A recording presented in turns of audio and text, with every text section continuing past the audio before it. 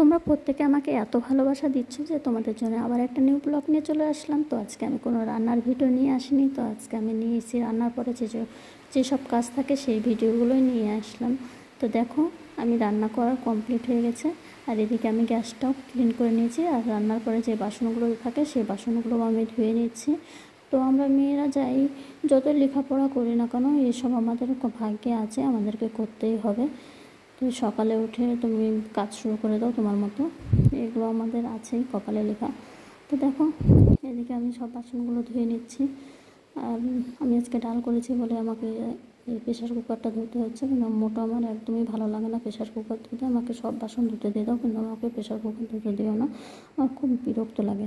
তো কী করবো, আমাকে করতেই হবে, কারণ আমি তো পরিবারে একাই থাকি, আমাকেই করতে হবে, কোনো উপায় নেই। দেখো তোমার সামনে গল্প করতে করতে আমি এদিকে আমার বাসনগুলো ধোয়া হয়ে গেছে, আর এদিকে আমি প্রেশার কুকারটা রেখে দিয়েছি, তো সেটাকে আমি এখন ক্লিন করে নেব।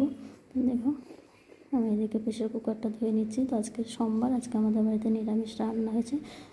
মোটো আমি সোমবারে নিরামিষ খাই না, কিন্তু শ্রাবণ মাস বলে আমি নিরামিষ করছি, ওই জন্য আজকে ডালটা হয়েছে। তোমাদের সঙ্গে আমি পিক দেবো কী কী রান্না করেছি। তো দেখো এদিকে আমার প্রেশার কুকারটাও ধোয়া হয়ে গেলো, আর এখন আমি এই শেলফগুলো একটু পরিষ্কার করে নেব। তো তোমাদের সঙ্গে গল্প করতে করতে আমার এগুলো হয়ে গেল।